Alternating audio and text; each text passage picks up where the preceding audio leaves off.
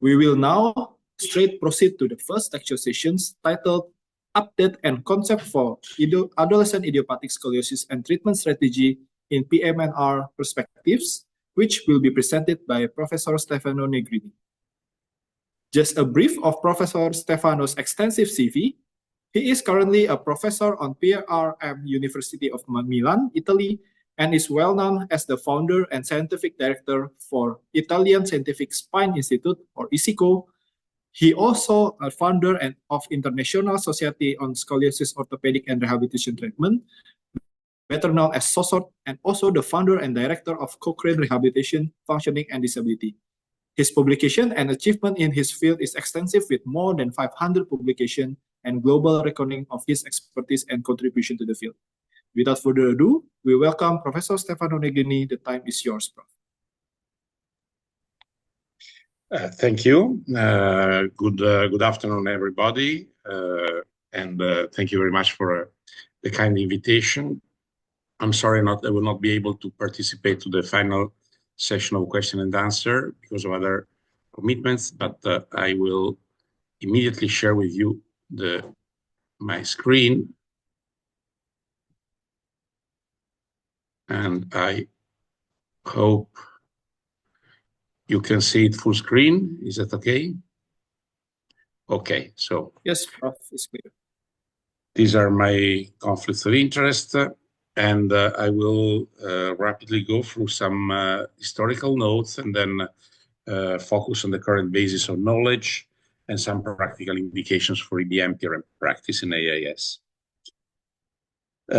Historical notes. When I present these notes, I realize how much time has passed since when we started years ago, beginning of this century. SOSORT was born in 2004 because of the gradual reduction of research in all the conservative treatment. While surgery and idiopathic scoliosis was steadily growing, that was not true anymore for bracing and exercises. And for this reason, we created this society that is now more than 20 years old, and providing educational meetings, also well liaised with the Scoliosis Research Society, that is the society of the surgeons, mostly of the surgeons, and we produced consensuses to try to understand at that time when we didn't have really research and we didn't have a specific common language, what we were doing and how in the different areas of the world. We introduced a SOSORT award. We had the journal that now is the European Spine Journal. And most of all, we produced the guidelines. The first guidelines were produced in 2011. The last one have been published in 2018. We are now starting the process to redo the new guidelines. This is somehow news, but is a really demanding process. It's a huge work. But since the start, we focused on evidence-based clinical practice. That means the combination of best research evidence, so what we know from research, with the clinical expertise and the patient's values. So we value a lot the patient values. It's not only what research tells us, but also what our patients want and what we are able to do. And also another very important point at the basis of our clinical guidelines, that is at the basis of conservative treatment of scoliosis, is this concept of step-by-step treatment, in which every step you move up from observation to exercises to bracing to casting to surgery. You are always increase the demand on the patient, possibly decrease the quality of life, and but also increase the efficacy. So there is always the need to find the right balance between to avoid over and under treatment. Over treatment, because that means you are impacting too much the quality of life of your patients when you could achieve the same results with less efforts. And under treatment, that means you allow scoliosis to progress. And since then, we had a recovery in a way of the research, and particularly now, the last few years, we have really had an explosion of studies in the conservative field. When in 2000, I remember I was receiving every week from PubMed around 10 publications about scoliosis. Now we are above 60, and every week there is something that is related to our field. Why we treat AIS? This was something that we defined well in this historical social consensus. There is an aim that is immediate, that is aesthetics, that we want to improve and reduce the aesthetical impact of deformity. And then we have aims that are related to adulthood. So in the end, what we are doing is mostly prevention of future issues. So pain, and most of all, posture inflection in old age, camptocormia, that comes from the progressive anterior flexion of the spine during the adulthood, that leads to a very heavy impact in the elderly. And with lengthening of the life, this has become more and more important for everybody. So we have to understand what are the risks of problems in adulthood, and to know what we are doing, and what should be our target. And for what we know, there are three thresholds. One threshold is the threshold for diagnosis, that is 10 degrees, and we diagnose the radiological threshold. We diagnose scoliosis above 10 degrees. Then there is a threshold that has been recognized by research related to the risks of problem in adulthood. For what we know, below 30 degrees, there is not an increase of pain in adulthood, and there is not an increase of risks of progression in adulthood for an adolescent idiopathic scoliosis. It seems somehow that 30 degrees is a biomechanical threshold that guarantees good enough performance of the spine in adulthood. So, as you can see from the increase of the curve of risks of health problems in adulthood, they probably slightly increase, but not that much. Then there is another very important threshold that is 50 degrees. For what we know, above 50 degrees, normally there are problems.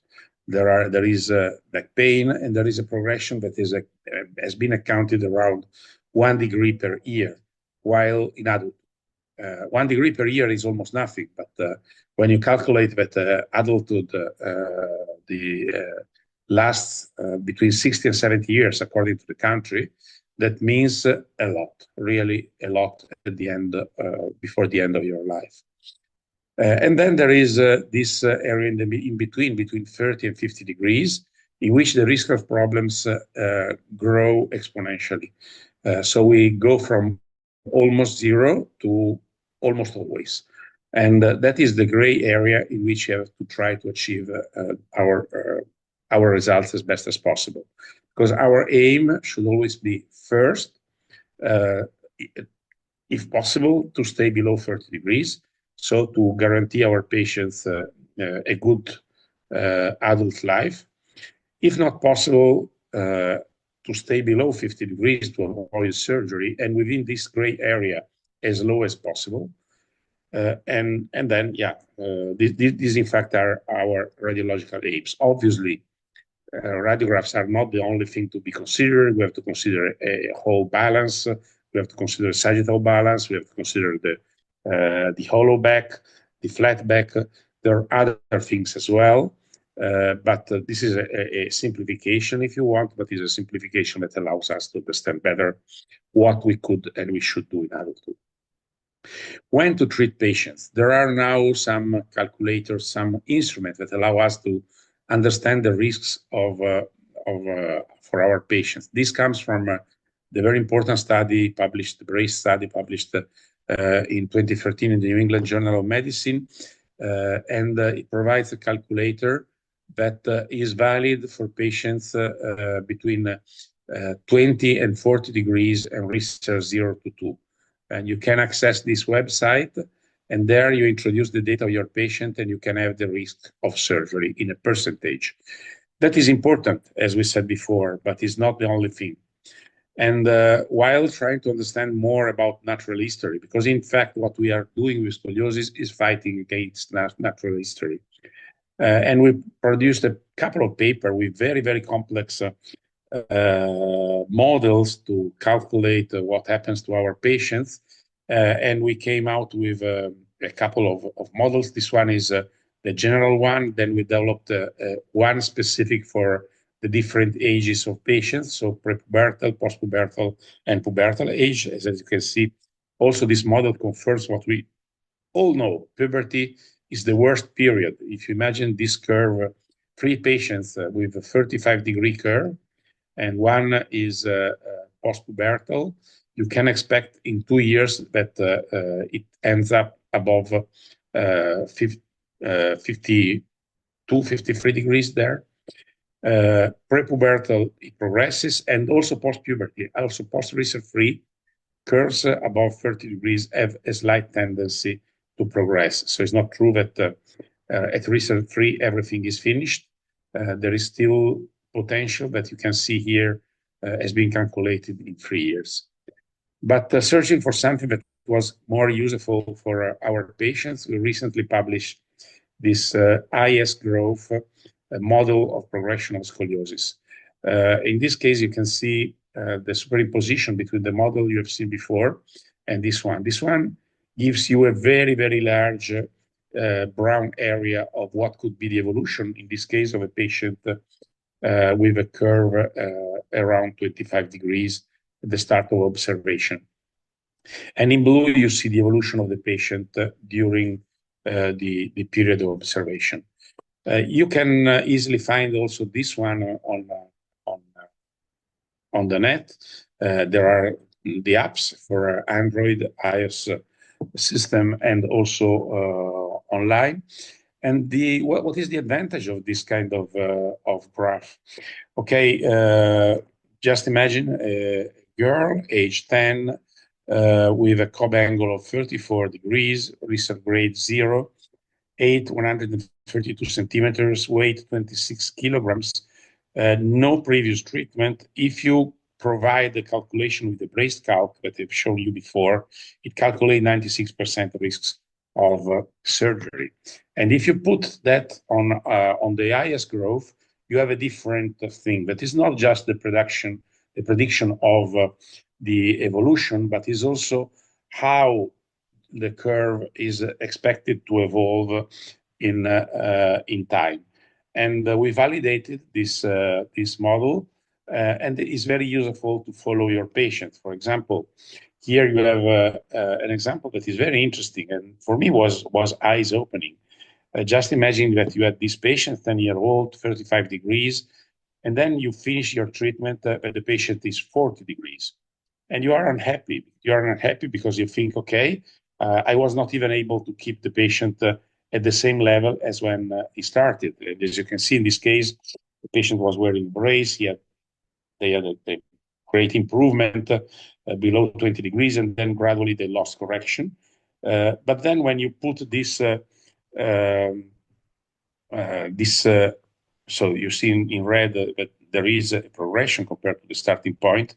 When you put the results of your patient on the graph, you can understand that with this behavior, this patient would have been probably in the higher part of the brown area with a 100% expectation of surgery, and you avoided surgery.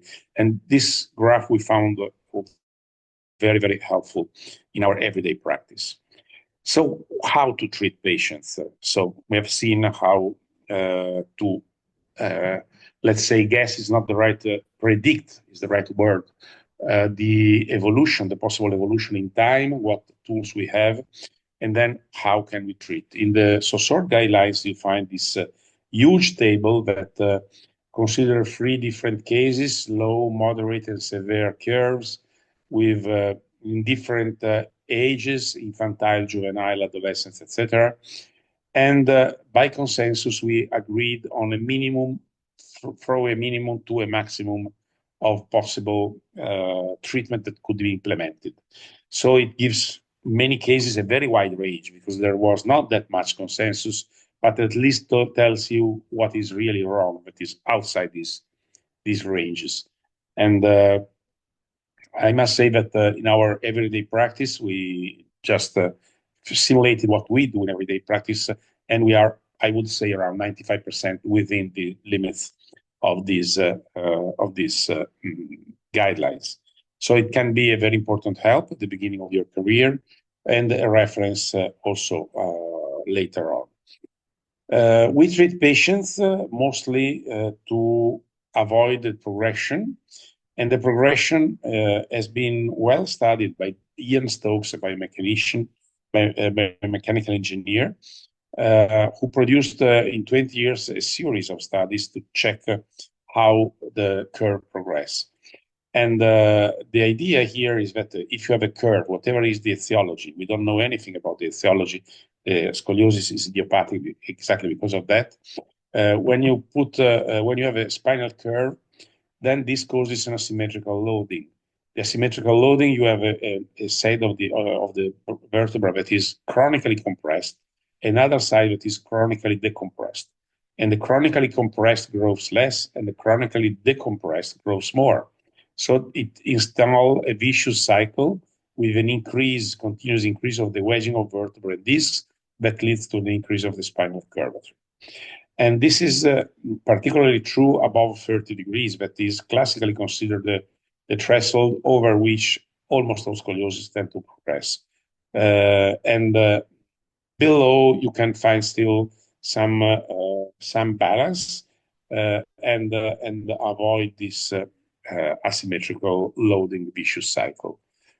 So with treatment, we aim to correct the deformity as much as possible, reverse the asymmetrical load, and in this way, if we can reverse also the asymmetrical growth, we can even try to decrease the vertebral wedging, as it is probably possible with bracing. We didn't have proofs of this possibility until quite recently. The new surgical techniques, including the tethering, allow to prove that if you change the compression on the vertebra, you can really change also the shape of the vertebra. So our colleague surgeon had proofs of it with tethering, and what we do with bracing is exactly the same, repositioning the body in a way to try to change this progressive deformation. With exercises, in red you see the virtuous cycle for bracing that has been described by Manuel Rigo. In blue, the one I described about exercises. In exercises, it is not only reducing the asymmetrical load, is also improving the movement strategy. And that comes again from a very good, interesting study of Ian Stokes that showed that movement increased even more the reduction of the regrowth of the vertebra that is asymmetrical.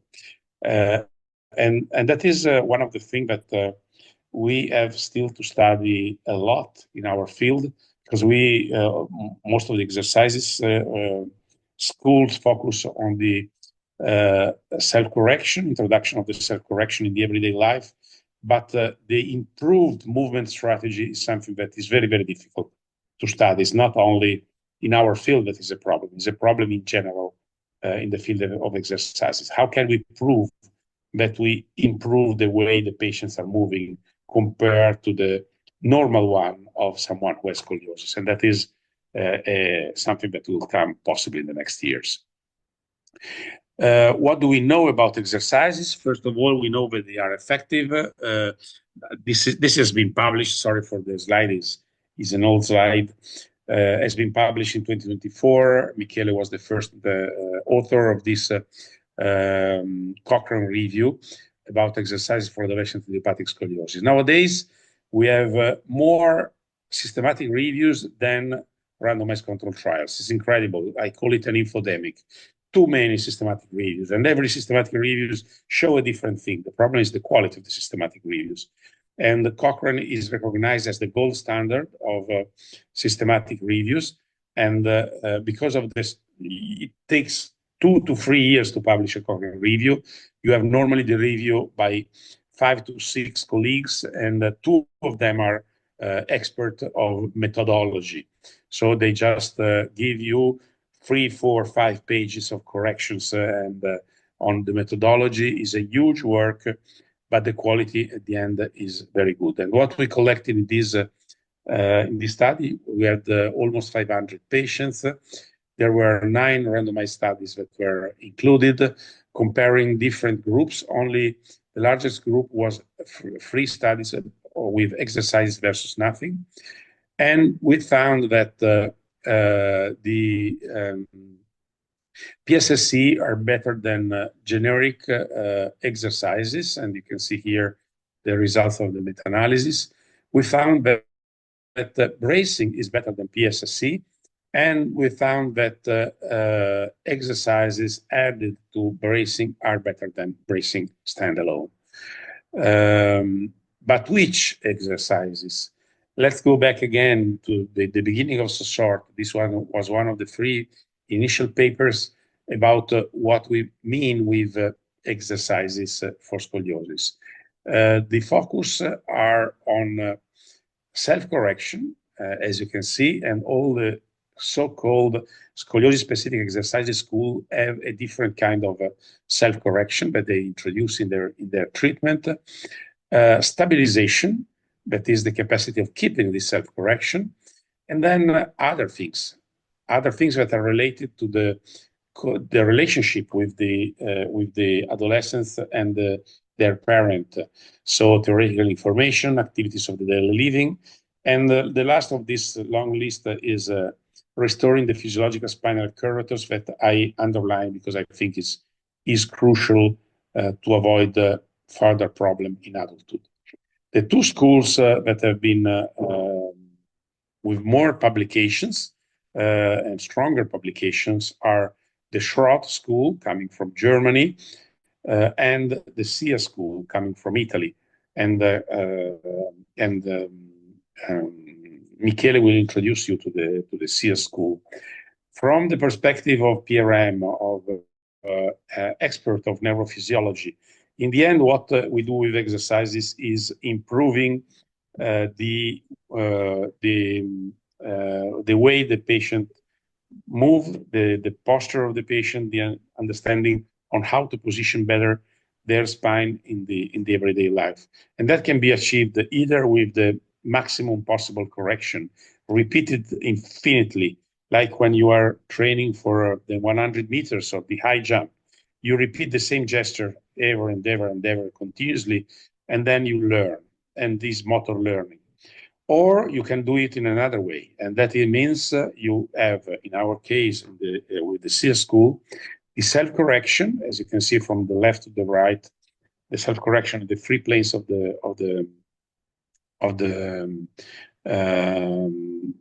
body, and then distractions, challenge, and this allow our brain to learn how to keep the self-correction. And so repetition still, but a lot of challenge at the basis of the SIA School compared to the mostly repetition in the Schroth School. I will move forward to bracing. What do we know? There is this cornerstone paper published in 2014 in the New England Journal of Medicine. That is, as you know, the most important journal in the field of medicine. Was a randomized controlled trial that was stopped by the ethical committee because of the clear, evident efficacy of bracing. In this case, were not so good braces, I must say. The overall treatment success was 72% after bracing, while patients only observed an overall treatment success of 48%. That means in curves between, and the outcome was 50 degrees, so surgery. That means that 1 out of 2 patients with curves between 20 and 40 degree COB and research 0 to 2 not treated go to surgery, 1 out of 2. And with this bracing that we're implementing in this study was 1 out of 4. In the sensor community, in these cases, we have between 1 out of 20 to 1 out of 50 that end up with surgery. So it's not only brace, is bracing. It's not only the thing, the plus thing, brace, is bracing that is a whole treatment, a treatment that includes the brace, but also other things, like, for example, the prescription and the work you do to keep compliance. And we will go a little bit into it. The last Cochrane review goes back to 2015, included 7 studies, 600 patients, 3 types of brace. And interestingly, the quality of life was not affected by bracing. That is another thing that has been shown incorrect, at least in adolescents, in this Cochrane review. We found that the randomized control trial, there is one randomized control trial on rigid bracing showing efficacy. There is another randomized control trial on elastic bracing in a lower degree curve showing efficacy. There is a benchmarking control trial on bracing, rigid bracing in another threshold, but still confirming the first study. Then there is a highly rigid bracing that has shown efficacy in reducing the number of surgical patients in curves between 45 and 60 degrees. And then there is a small randomized control trial comparing rigid bracing versus elastic bracing, showing that rigid is better than elastic. So it seems to see, if you look at the starting point of these studies and the population studied in these studies, it seems to see a gradual growth, like the step-by-step theory that I have shown you before. If you look, exercises are effective between 15 and 25. Elastic braces are effective between 15 and 30. Rigid bracing is more effective than elastic bracing between 20 and 30. Rigid bracing are effective between 20 and 40, and highly rigid braces are effective in surgical curves to reduce the rate of surgery. I will not go into details on this study, but you can also find in the literature is a consensus that has been made with the surgeons, so the conservative, the surgical community, about some minimal principle for treatment. This I already told you. Which braces? That is an interesting question, but a never-ending story. When we searched for which brace was more, when we searched about the biomechanics of brace, what was the best way to biomechanically correct the patients with scoliosis, we found no consensus at all. Every one of us experts at the time, we used different mechanical concepts. And what we had in common instead was the way we manage patients management, that there was a great consensus about that. So in a way, it seems that the current knowledge tells us quite clearly that every expert uses different braces. And what counts is that you are expert and you are using the brace you know better and you know well how to make it work. And then you surround the patients of a series of other things that allow the patient then to be compliant and to use the brace. And many years later, when we looked and we produced the first classification about bracing, and that you can see summarized here, there are things that like rigidity of the brace, rigidity of the brace, anatomy of the brace, primary corrective plane, some construction things like number of valves and the way it is closed. But we were also able to find some agreement around the overall action of the braces. And each one of these actions has a different biomechanical way of working. And people around the world are using these kind of actions.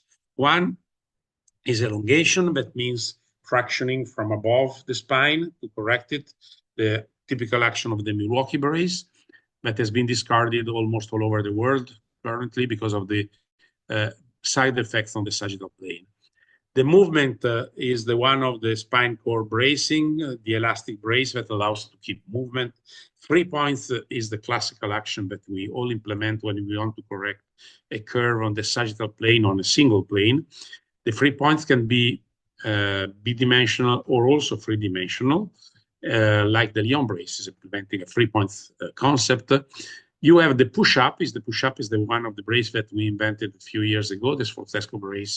And we produce also the other braces following this concept of pushing from below and elongating, but not tractioning, elongating from the pelvis up the spine to keep the three-dimensional asset of the spine. The bending braces are those that are using overnight because they are bending so much the spine that you cannot stay straight, and you can use it only in bed. And the torsion brace is for example, the Chenot brace is a torsion brace.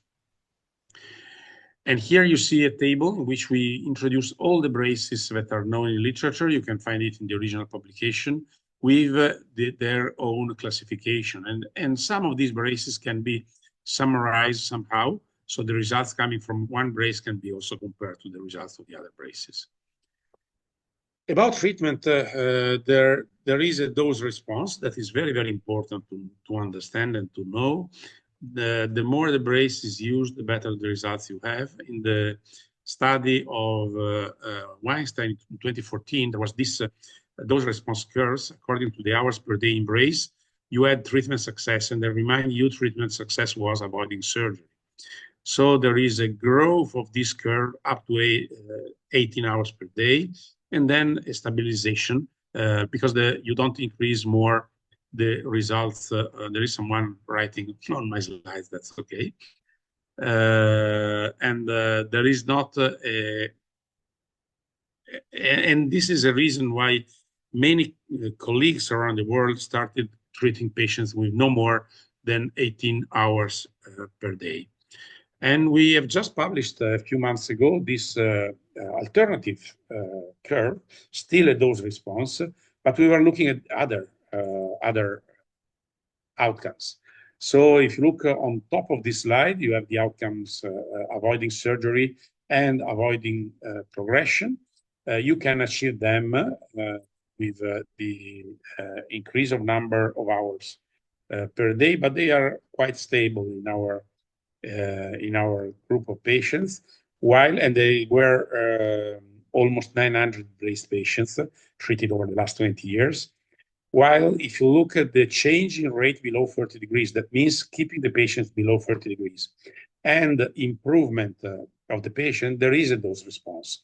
And you see below, we have 4 quartiles of group of patients, and the first one is below 18 hours per day, that corresponds to the brace study you've seen before, and the 3 others are up to 20, up to 22, and up to 25, 24 hours per day. You see there 25 because there were calculations behind this number, and they were wearing the brace more than 100% compliance that happens with some children.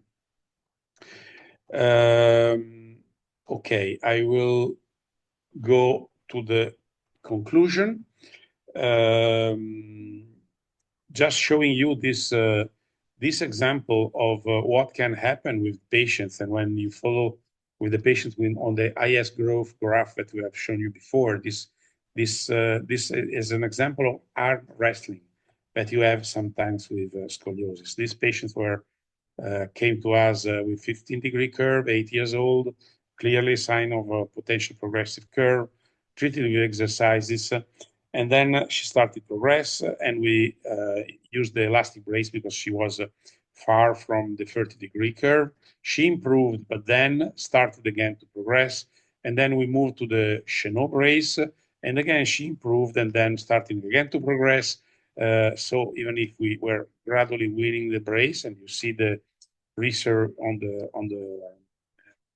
the lowest part of the screen, we then were finally able to control the curve only above risk-free and then driving gradually the curve below the threshold of 30 degrees.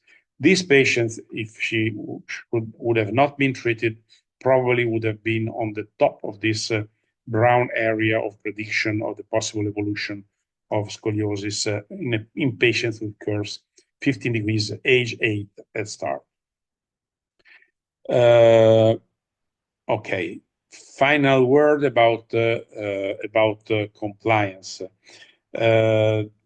We published recently a systematic review on papers including census monitoring to check for compliance. And as you can see, there are the number of hours of use of the brace per day varies greatly between the different studies, from 6 to 21 hours per day on average. And the compliance rate ranges from 40% to more than 90%. What makes the difference? Perhaps it's a social thing. Perhaps some in Italy we have girls that are more passive, more accepting to use the brace. I don't think so, but that is also an hypothesis. Or perhaps it's what you do to allow the patient to wear the brace properly. And we published. Now we presented. This has not been published.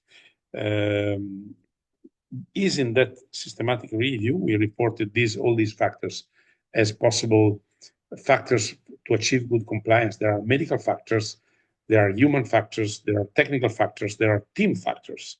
All these put together can allow your patient to wear the brace properly. It's a huge work. It's not that the compliance comes out of the blue. It's not that compliance is not a thing of the patient. Compliance is a thing of the treating team. It's our duty to allow the patient wear the brace properly.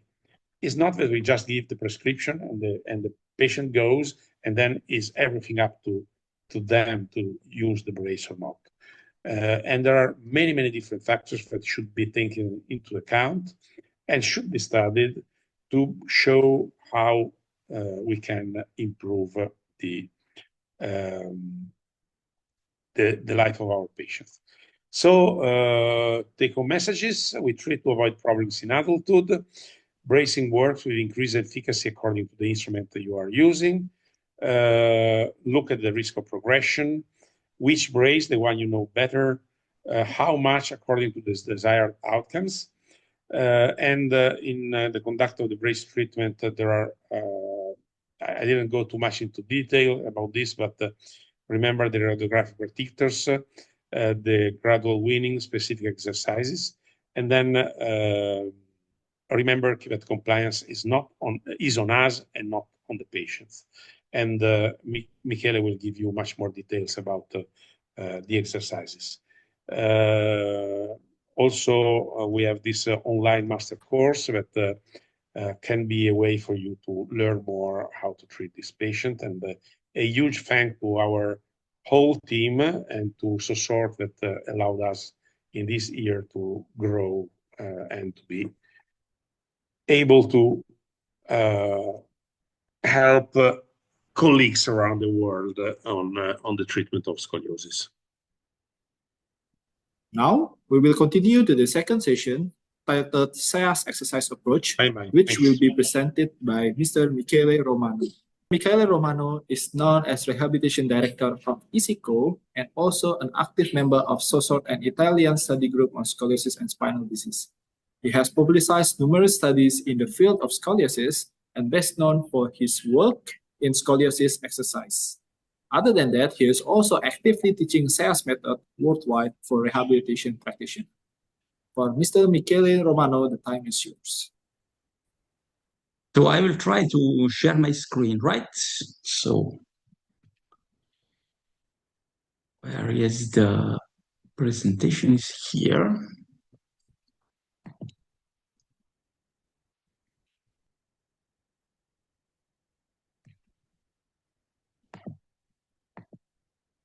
This is full screen, right? Yes, Michele. Yes, maybe okay. you can start the slideshow.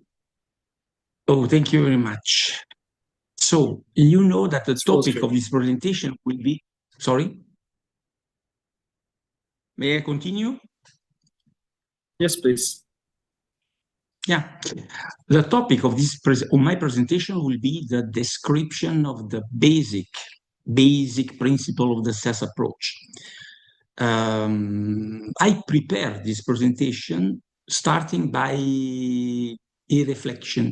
I will try to explain better what is SES, comparing SES approach with the other typical PSSE. The PSSE are the other method for the conservative treatment of scoliosis and misalignment using exercises.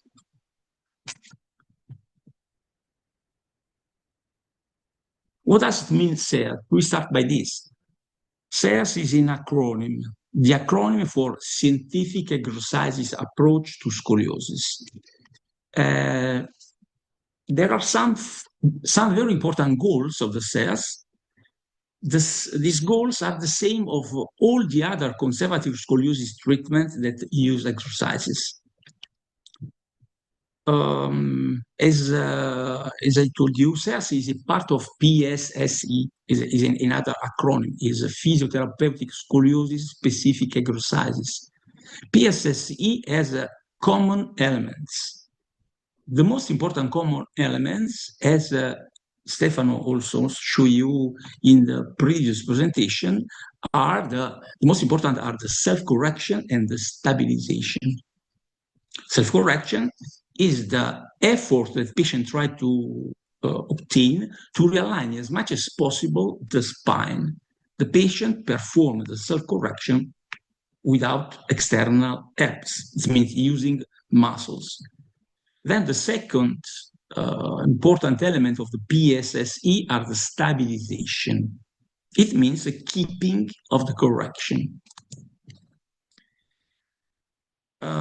SOSORT is the international society concentrates on the conservative treatment of scoliosis misalignment.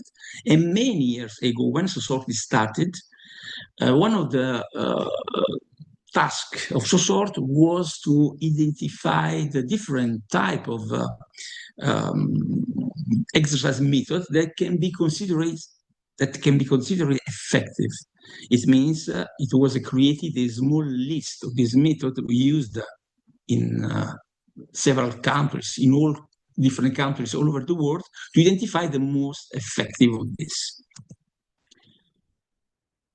As I told you, the main purpose of the PSSE are the same, because in all PSSE, we try to teach a self-correction.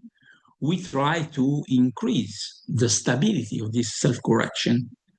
It means that we use the same word for different actions, but in the different methods, the meaning of these words are not effectively the same, because there is a different interpretation of these common terms.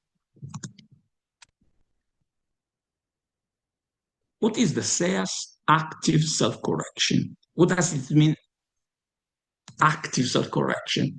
Self-correction is very clear. It means that the self-correction means that the patient correct the misalignment himself.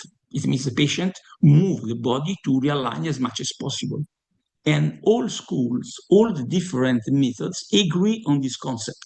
The self-correction is the same. The patient performs this movement alone. There is a difference respect to the term active. What does it mean, active, in different point of view? In some schools, active is interpreted as the performance of correction using the own muscles. It means in some schools, the correction is considered active if the patient performs the correction using the muscles. Me too, I agree with this. But in the SES point of view, from the SES point of view, active does not mean only use own muscles to realign the spine. So this term is related to the helps that the patient use to realign the spine. It means in the SES approach, the self-correction is always performed without external helps. External helps, it means many things. It means I can change the position of my body to realign, and this is considered an external help. I can use a stick. It means I can use an element to help myself to realign the spine. I can use a support. I can put something under my buttock, for example. In this case, passively, there will be the reduction of the curve, but we don't consider this in active self-correction.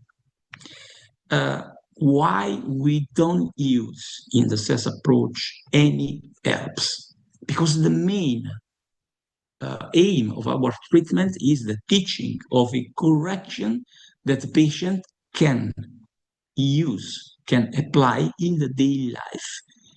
And the self-correction obtained by the external helps, it means position of body, sticks, support, or any other things, cannot be applied in the daily life, because in the daily life we need to move free our body without support. Yes, this is the explanation. This is the slide of my last explanation. It means we never use this help because our aim is not to realign as much as possible, but is to teach a correction the patient can apply.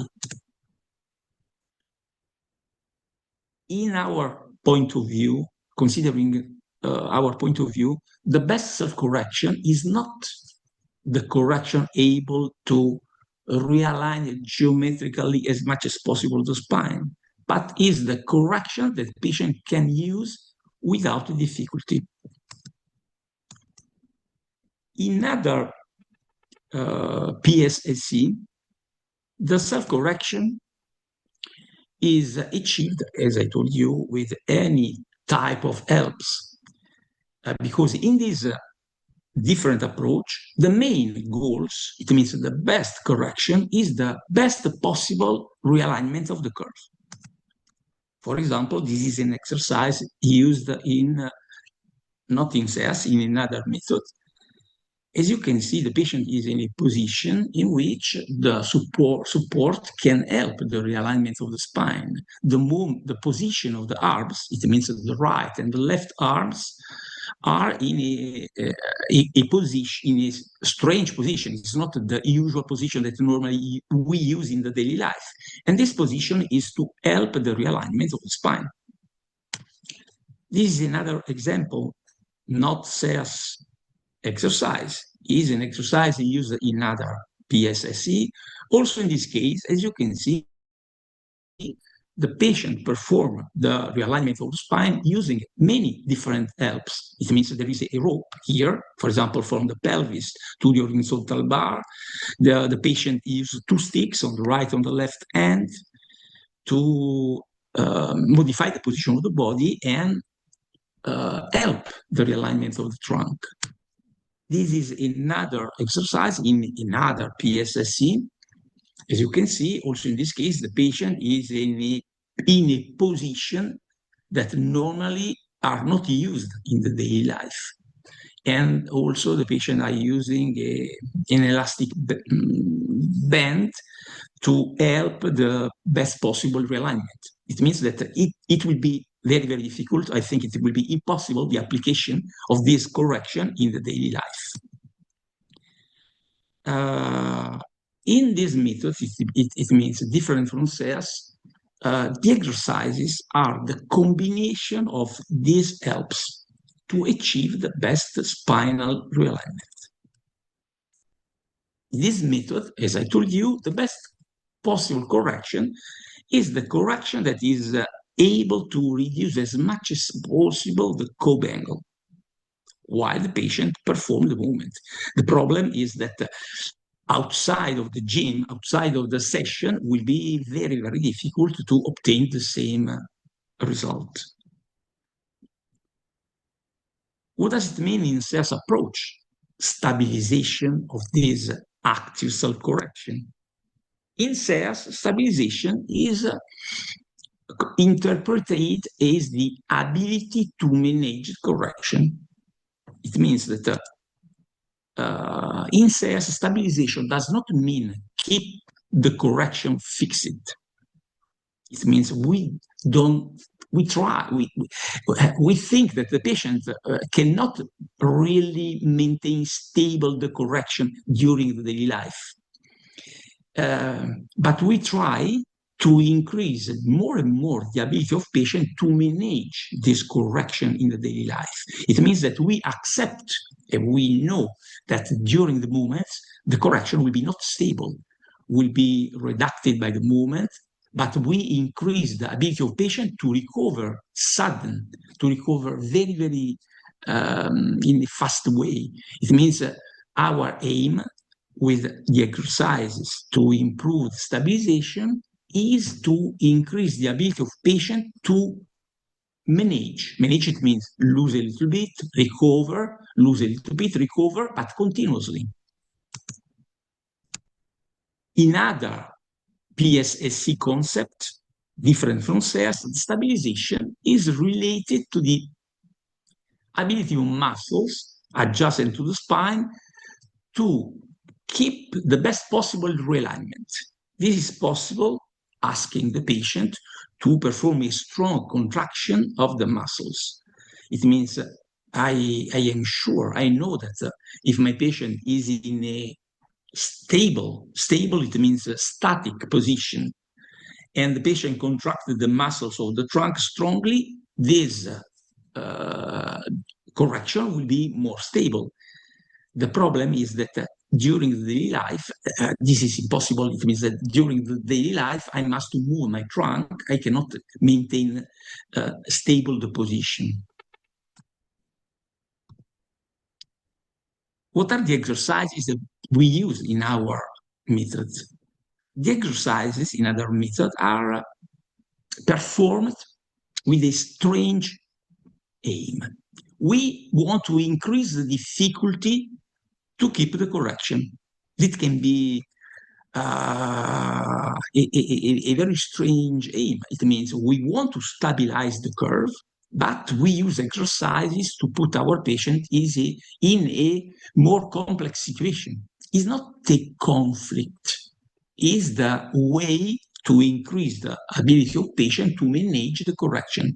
Every training for the increasing of every function, like the keeping of self-correction, is possible only if we increase the difficulty. It means increasing the difficulty, we will increase the ability to perform correctly and to manage this correction. For this reason, the exercises in the CS approach are dynamic, are not static, because we try to reproduce situations that normally are performed in the normal life. It means we teach our patient how to keep the correction while the patient moves the trunk.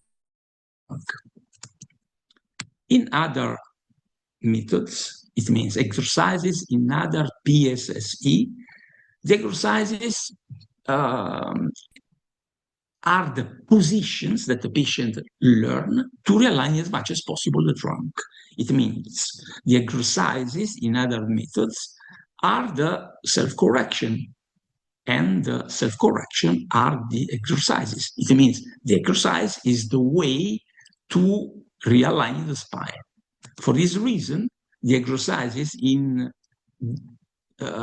different approach, different methods from CS are almost always static, because it means only if I keep in a static position my trunk, I can realign as much as possible the trunk.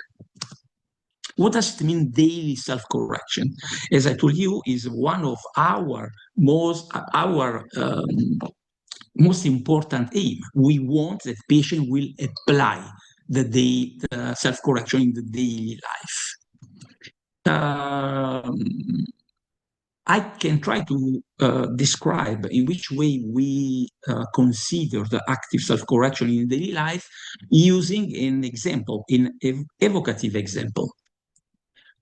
we know that self-correction is not a physiological action. It's in some moments that patient can learn and can repeat in order to create a pattern, a sequence of action that patient will be more able to perform easily during the training. We can imagine that learning to correct a scoliosis curve is like learning to walk a tightrope. Obviously, the self-correction is simpler than the working on the tightrope, but also the self-correction is in no natural pattern, and the patient's brain has to organize himself to learn. In method different from SES, the patient performed the correction thanks to a series of aids, as I told you. It means that the patient try to realign as much as possible all curves in all planes. This is possible because the patient use helps. The patient change the position of the body, the patient uses support under the buttock, the patient uses sticks or other helps. In SES, the patient don't perform the correction on all curves in all plane at the starting, because this is impossible without helps. It means that in SES approach, we focus after our assessment on a single plan and a single curve.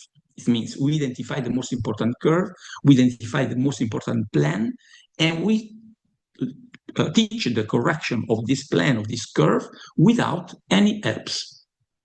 Because our objective is to use this in the everyday life. When the patient will be able to perform this correction in one plan on one curve, we will add other correction. It means we will introduce a new corrective movement on the same curve or on other curves if there are more than one. If I consider again the example of walking on the tightrope, the patient who practice self-correction in method different from SES are like an acrobats that who start walking on the tightrope, but using every helps. It means, in this case, the acrobat are using a pole, are using a parachute, are using umbrellas. It means all the helps to perform this action, to work on the tightrope without big difficulty, without big problems. The patient who practice SES correction start with the rope on the floor. It means we don't put the tightrope here. The rope is in the floor. And our patient start to perform the self-correction in the simple way, like the acrobat that start to work on the tightrope, but the rope is on the floor. It means the difference between SES and other SES is like this. In SES, the acrobat starts on the floor. In other methods, the rope is higher, but the patient, the acrobat, sorry, in this case, are using many helps to do this. In our protocol, when we identify that the patient is able to do this first step, it means he is able to work on the floor, we raise the rope. We raise the rope progressively, and we stop the raising of rope. It means we don't introduce new correction when we achieve that, when we check that the patient achieved the best possible situation. This is an example to understand what happened when we ask the patient to try to use the correction in daily life. If the acrobat starts to working on the tightrope with the help, with all the help, the pole, the parachute, and all the other things, it will be impossible to perform the same action without helps. It means the acrobat is in this situation. Now, suddenly, we don't allow the use of these helps because now if we consider the comparison with, between the acrobat and the patient, now we lift all the helps, because in the daily life we cannot use the helps. It means that the acrobat and the patient will be in this situation suddenly without helps, and this is very big problems. In the different approach, different from SEAS, there is an idea, a theoretical idea. It means that the application of the self-correction in daily life is governed by a unconscious awareness. It means that the therapist using these exercises assume that this unconscious awareness appear. Is a very suggestive theory, is very nice, but I think that it is impossible to demonstrate that in the field of scoliosis treatment, this unconscious awareness appear. I never seen this. On the contrary, the patient and the acrobat who start to learn to work on the tightrope have no difficulty to apply this ability in the daily life, because he never use helps to do this.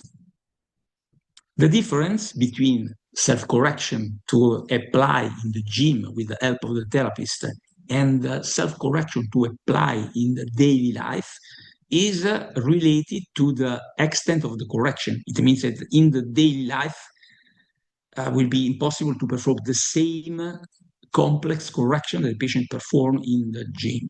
The correction will be, the easier one will be shorter in terms of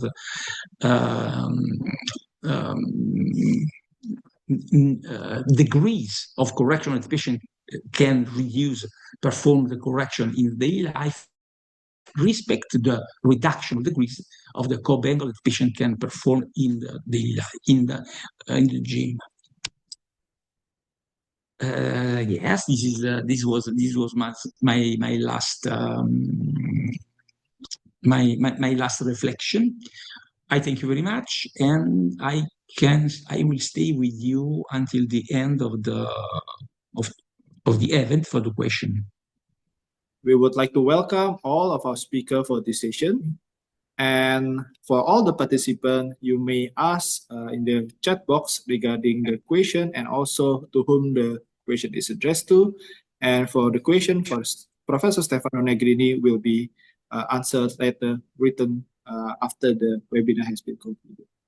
So I think there is already several questions that came in for Mr. Michele. So there is one question from Ms. Nani, Dr. Nani. She asked about, can we apply the exercise concept that you just explained regarding the SEAS for other problem or for other problems other than scoliosis, or is it just limited for scoliosis? Can you give an example? Yeah, sure. No, the SEAS is a protocol of treatment created for scoliosis pathology. It means it is a specific exercises created for the stabilization of the correction. For other pathology, we use other protocols. Other pathology for the spinal disease, it means other spinal disease are treated with the exercises, but not the same type. I see. Thank you, Dr. Michele. So it's clear that the SEAS is a specific protocol for the scoliosis management. So we should only use it in regards for the scoliosis management.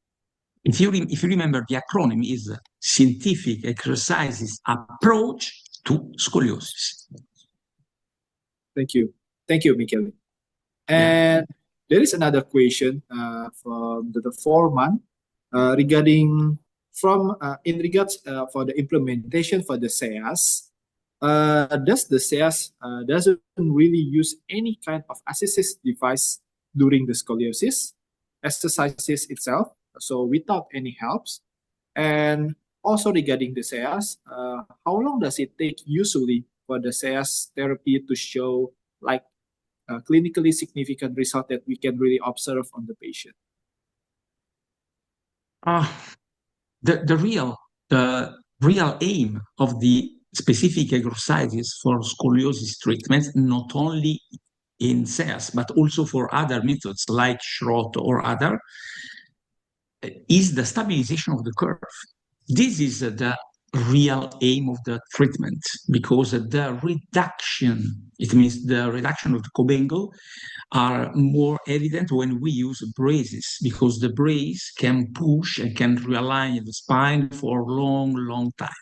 With the exercises, we can stabilize the correction that patient will perform even every day, but not continuously. It means that the aim of the treatment is the stability of the curve, to don't allow the worsening.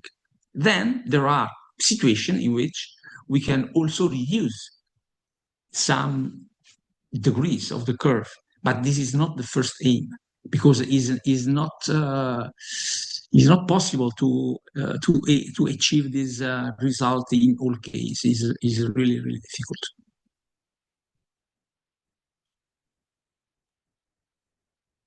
Thank you, Michele.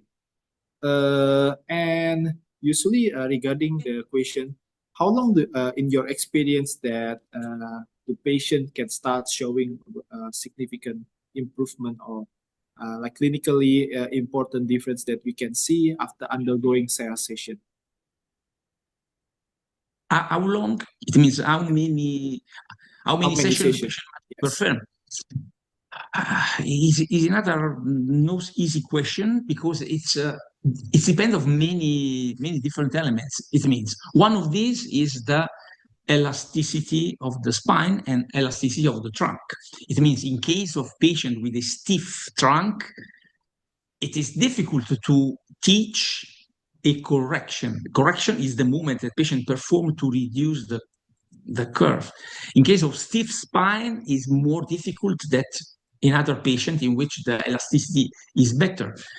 So I am not able to give you a final answer, because it's really related to different elements. For example, also the application of the SEAS exercises and the application of the correction in daily life is another big important difference. I remember some patients, very patient with a big commitment in the performance of the exercise every day, more than 20 minutes that normally we teach. We ask the patient to perform the exercise for this time, but there are some patients that perform the exercise more frequently. And in my experience, the result in case of more application is better respect to the typical one.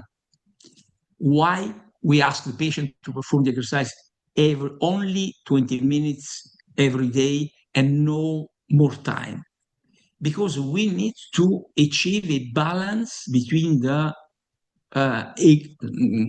adherence of patient and the result. If our request is too high, it means our target is to achieve best possible result. In many cases, the adherence of patients is low, because if we ask the patient, we must perform the exercise every day 2 hours, the patient don't do this. It means we must identify the good solution.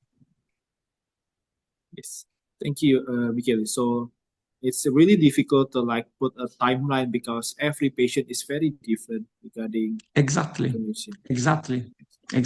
We have our protocol, but obviously the protocol change considering the different feature of patients. There are patients who are more stronger, patients more with more commitment, and other that don't want to do this. And for each patient, we must to identify the best possible solution. Thank you. I think those type of consideration will be discussed more comprehensive in the SEAS workshop usually. Okay, right? In depth. So I think this in that kind of workshop, that we will be more aware of what we have to consider and what we can create in the program. Yeah. Thank you. So there will be a lot of questions for you, Michele. So I hope Yes, that you can bear with us. yeah, I'm sure. Yeah. So there's another question from Dr. Jen. In regard doing the SEAS exercises in brace and out of brace. So what are the specific goals or indication for in brace SEAS exercises or out of brace SEAS exercises?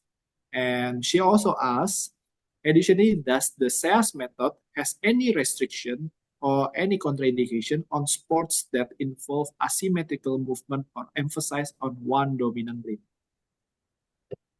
So, first question is about the brace, right? Yes. Nowadays, the exercises are always performed without brace because the aim of the exercises is to learn a correction and to stabilize this correction. The brace is a passive element that is a limit for the performance of the right correction. It means if we want to really teach a correction, it means the movement of patient that move the trunk toward the concavity to reduce the curve, the brace is a limitation. The performance of the exercise in brace. The brace is very, very important. It means that the combination of brace and exercises must to be organized in this way. The patient wear the brace for the time that the doctor decides. Then the patient get off the brace, perform the exercise, and then he put again the brace. If, for example, the prescription is 23 hours. Obviously, if the prescription is less, is, I don't know, 18 hours, the patients stay 6 hours without brace.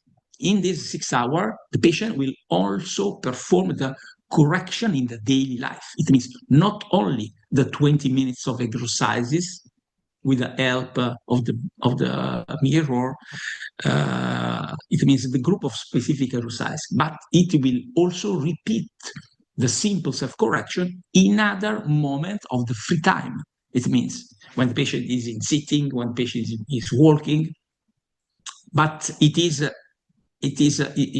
impossible the combination to do the exercises in brace. The brace is a limitation. Thank you, Michele. So we usually do the SEAS outside of the brace during the moment in which the patient did not use the brace, and also during the daily life when they did not use the brace. Do you know, I started some years ago to organize a small protocol of exercises to be performed in brace. The aim was not the teaching of correction. The aim was to use the external rigid element like a reference point to mobilize the spine. It means to mobilize and to push strongly against the pushes to increase the mobility of the spine, to don't reduce the flexibility of the trunk. It means that in this case, the exercises was not to learn the correction. The exercises was to use the brace like a tool to increase the mobility of the spine in the good way.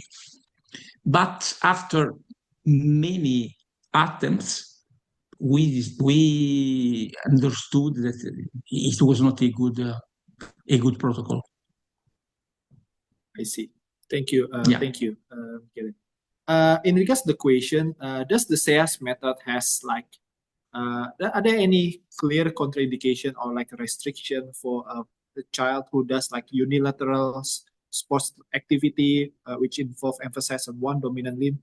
Does that will conflict the way that the SEAS protocol is approached, or you have any experience regarding that? No, in our experience, there is no limitation. It means considering all the papers that was published in the scientific literature and studying the conflict between scoliosis and performance of asymmetrical sport, we know that there are no proof that the asymmetrical sport increase curves. There are some ideas, theoretical ideas. Obviously, it means that if I consider my patient with the scoliosis and with the trunk rotated in the direction of the convexity, in my mind, there is the idea that if I perform tennis, for example, this is a bad sport because it's asymmetrical, there are big rotation. It means that the idea is that this is a bad sport, but there are no proofs. It means there are no studies that show that effectively this patient, the patient performing also this sport, has more danger of the evolution of the curve, or if this sport is the cause for the starting. Never was possible to understand that the people performing this type of activity are in danger to create a scoliosis curve. No. And at the same time, also, for the sport that was already considered the best one, it means the swimming. The swimming, because it is in the pool, there are no gravitational force, the movements are symmetrical movements. The theoretical concept is okay. It means effectively, theoretically, this is the good sport. But there are no proof that it's a really good sport, because the percentage of people performing this type of activity and scoliosis is the same of the people that don't do the same sport. I see. Thank you. Until now, we don't know what is the best and what is the worst. So, in regards from your experience, Michele, do you approach the SEAS exercise selection differently for those who do unilateral dominant hand type of sports and who doesn't? Do you approach the exercise selection differently, or is it just additional? Okay. No, there is no additional. It means it is possible if when you assess the patient, if you check that there is a really different functions of the right and left portion of the trunk, you can decide to teach some exercises to recover the balance of the right and left, but these exercises will be not specific for the scoliosis, will be exercises for the recovery of the basic functions. It's very clear. Thank you. Thank you, Michele. Yeah. I think we still have a few more questions. The next one, there is two participants here asked. Actually, one of it is Dr. Ibrahim himself and Dr. Siska, regarding how old is the minimum age that we can use the SEAS approach successfully, and if we start too soon, whether there is a possibility that a form of overcompensation can happen with this approach. So I understand the first question. It means the first question, at what age we can start? Yes. We can start in our experience, is our experience. It means here in Italy. Normally, the patients can start with the effective application of this type of exercise after 10 years. Because the quality of the movement of the trunk is more and more better respect to the young age. In my experience, not in Italy, but also in other countries, because I have the big chance to travel in many, many different countries, I've seen many very young patients, very young, it means 7, 8, that was able to start the performance of the effective correction, even if in my mind the quality of the movement typically in this age is not the good one. But it's not my presupposition, it's only my idea. There are patients, early patients, able to start to do this type of treatment even if they are young. It means the basic concept is 10 years is like the starting, but there are also patients younger able to do. Thank you. So it regards for the like how able does the child do the quality of movement. I obviously in my long I am not a young therapist, so I treated many patients, with very different age.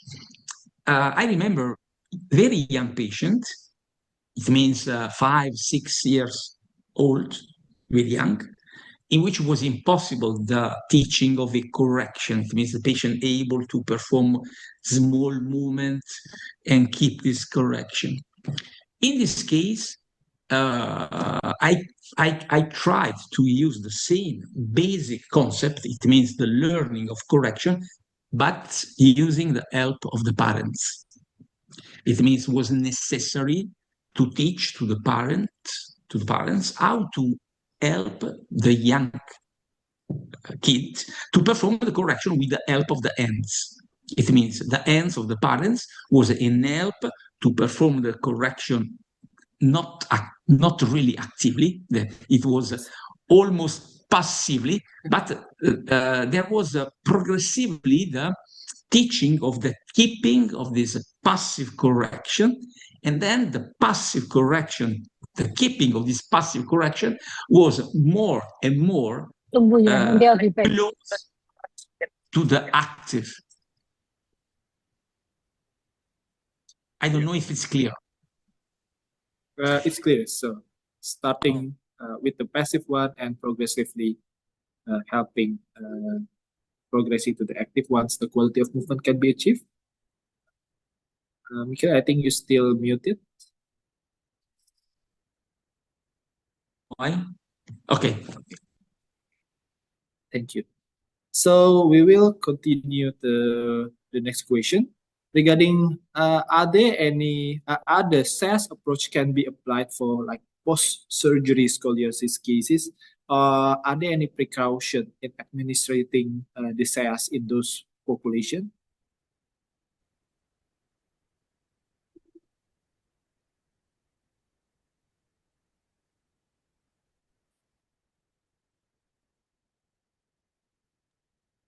I don't understand the question. Toddlers or patient? There was a... So the previous question is regarding application of the SAS approach for post-surgical scoliosis cases. Are there any helps in SAS in those type of population, or are there any precaution that we should be careful? Do you know that first it depends on the surgical technique, because not always the techniques are the same. In my experience, I treated patients after surgery.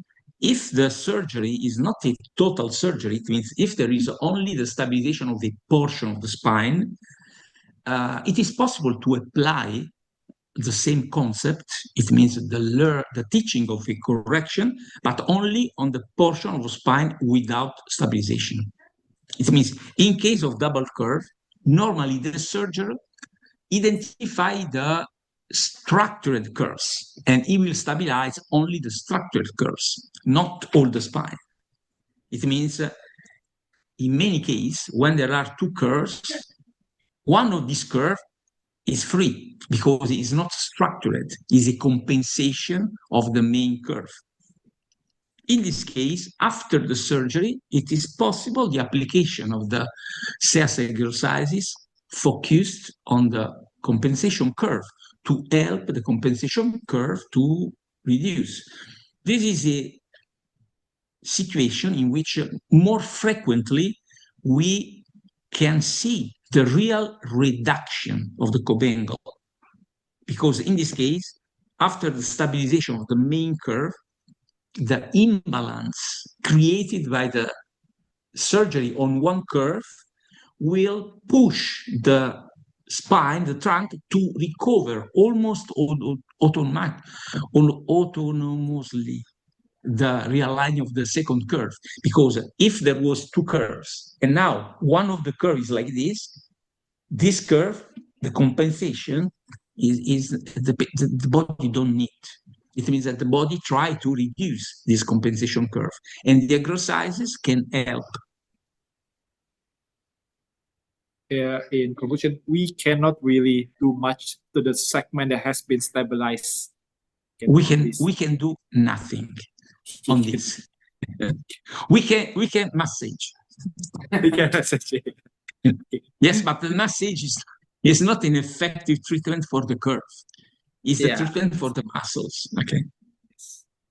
Thank you, Michele. I think we have time for one or two more questions, but let me switch to Dr. Ibrahim first. In regards to application of the scoliosis management in Indonesia, what is your input regarding the best way to manage scoliosis in rural area that is very lacking in human resources, and sometimes even it's very difficult to get a radiological examination? And I believe, we believe that in Italy or in developed country like Japan, they do an early screening for scoliosis. Are there any consideration that we can do to do an early screening in Indonesia?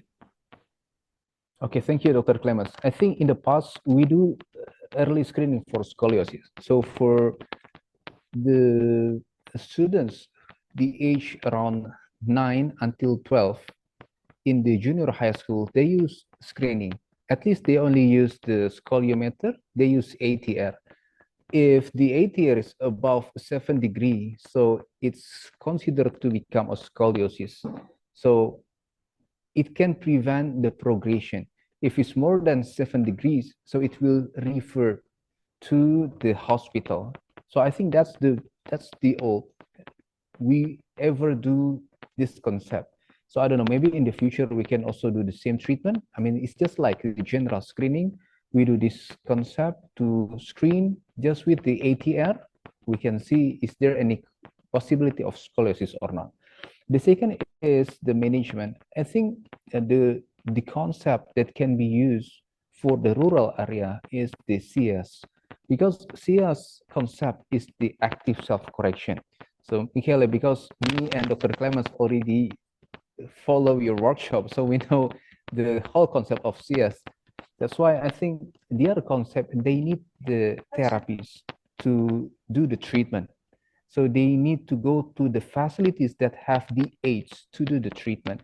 But for this concept, like in the rural area, they can go to the place, they get the exercise, they train how to do the active self-correction, then they just go back to their home, do the active self-correction. They can be monitored, for example, like by phone, by video call. They can see, is it a real correction? They can only use a mirror to do the active self-correction. I think that's very possible to be done in the rural and the remote area, Dr. Clemens. But is a question for me or? It's for Dr. Ibrahim. Do you have anything to add, Michele, regarding your experience?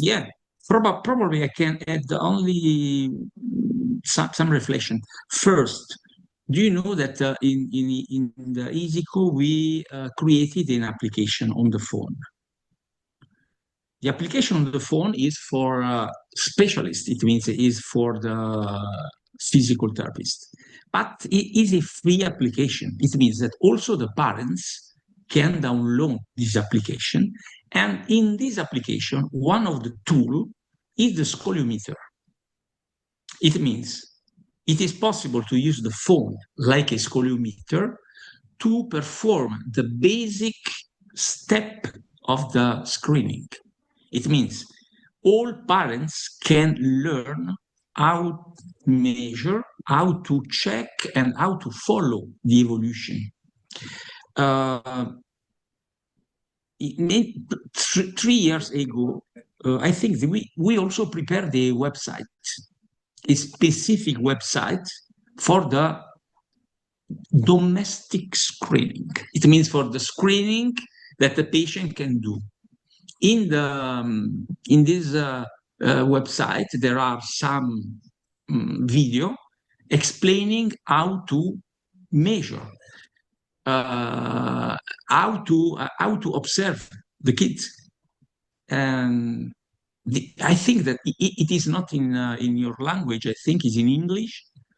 But it is, I think it is possible. The translation is not difficult, and I think that this can be the first step to spread the information also in the rural part, because the parents can understand how to see which element of the body to see, to check, and how to make the basic measure. It means the ATR using the phone.